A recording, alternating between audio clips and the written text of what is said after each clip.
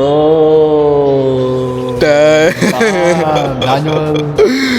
that first take. Let's see that again. Whoa. I'm sure you've seen stunning long exposure photos that seem to capture a moment of magic, but what you might not realize is the effort and skill involved in creating them. It's all about the light, the lens, and the balance between chaos and quiet patience. This is that story. Today we are diving into the world of long exposure photography. We'll explore how to master the technique to create breathtaking images that convey movement and emotion. From selecting the right shutter speed to using neutral density filters, we'll cover everything you need to know to achieve that dream. So let's get started and unlock the secret to capturing the perfect long exposure. Alright, what's up guys? This is Eddie Lens, your running gun shooter. And if you're ready for part 2, we got part 2 with the 5 Mark II as well as a 24 to 105 2.8. So let's get it. We're gonna do some long exposure photography and hopefully you guys enjoy with my boy Chava over here. We're gonna use this car. Once again, thanks for coming out.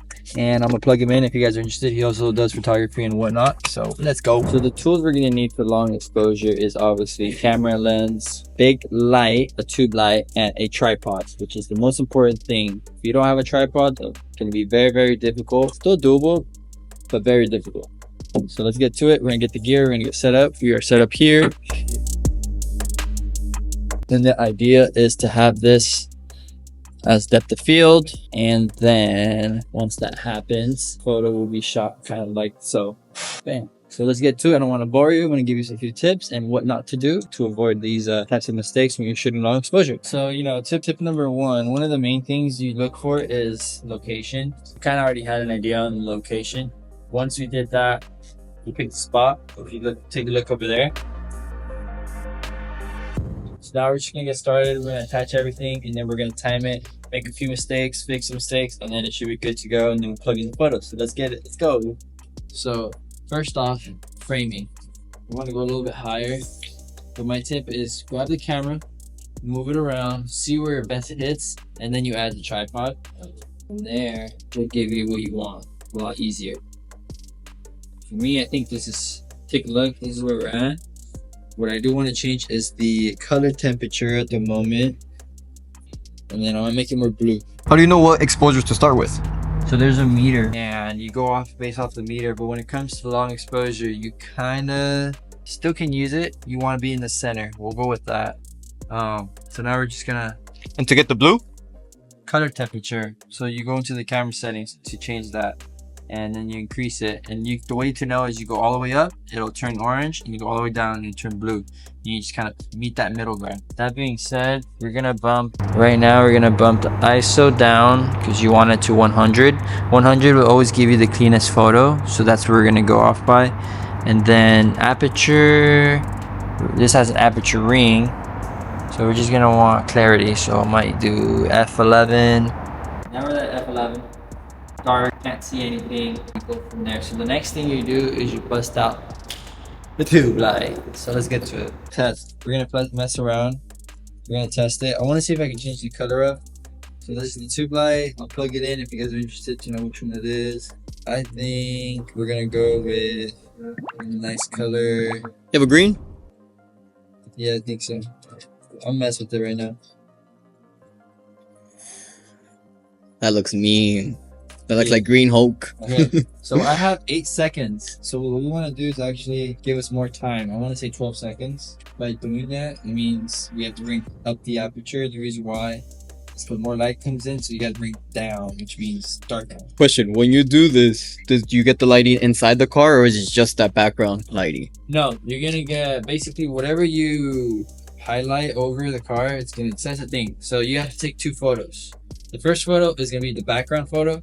And the second photo is going to be the filler, which is going to be a different color, and it's just going to fill in whatever is dark on the car. So watch, you can see me run right now, but you get to press it, and we'll show you later in the photo, or you can show them in the photo after. So, ready? Let's get it. Okay. All right, ready? 1, 2, and 3.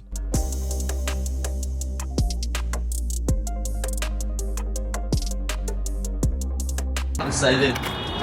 Is it too dark? Bro. Manual.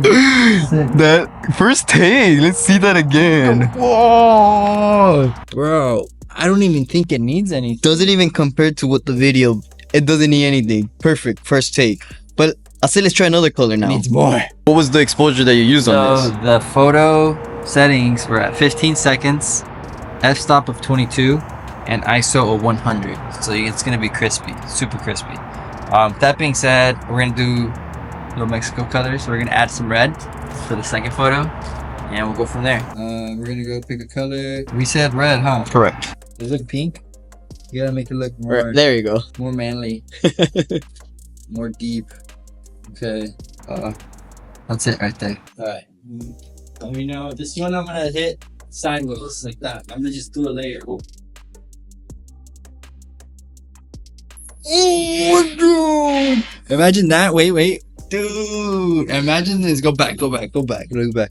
Imagine this, right? And you layer it with this. Bam. Damn, beautiful. Now that we're doing all this with lighting, could I put myself in the middle? No, because you're gonna end up super blurry. Why is that? It's called motion blur. Wouldn't that look cool? Like in the photo? Yes, there's creative ways that we can do. Okay, that's what I'm asking. Because I've seen a creative way. One where you take a photo and then you move your head that way. That's why. Another photo, you move it that way, and then you Oh, have three okay. dimension.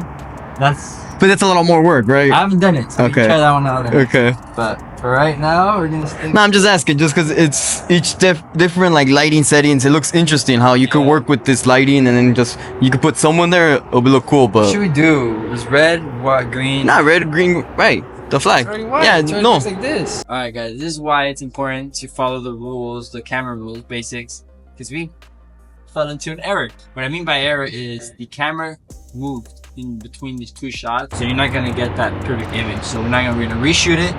Make sure everything is stiff and tight, nothing moves. So the next suggestion is make sure you have a touch shutter, so you can gently touch the screen without moving the camera. So we're gonna activate that. So when we press it, activates it. We're good to go. 1, 2, 3. You saw the photos, we plugged them in, we merged them together, and that's how it looked. You might just do another one. We're gonna probably add it right here, so probably gonna plug it in with it, be added on the third piece. But we'll see. We'll see once everything's said and done. There we go. We got the tube light, long exposure once again. Let's let you guys know on what settings we ended up in. So we ended up at 15 seconds, f-stop 22, ISO 100. So that's going to be your crispiest. You're going to get the cleanest because you opened up your aperture as much as you could. And then your ISO is as low as you can. So that's really, really good. And then 15 seconds is just mainly because it's super dark. So you need a tripod. Once again, keep that tripod in hand if you're going to be doing long exposure. Now we plug in all this stuff in if you guys are interested in potentially purchasing and practicing, doing it yourself. So thanks for sticking around. Hit a lens out. Woo!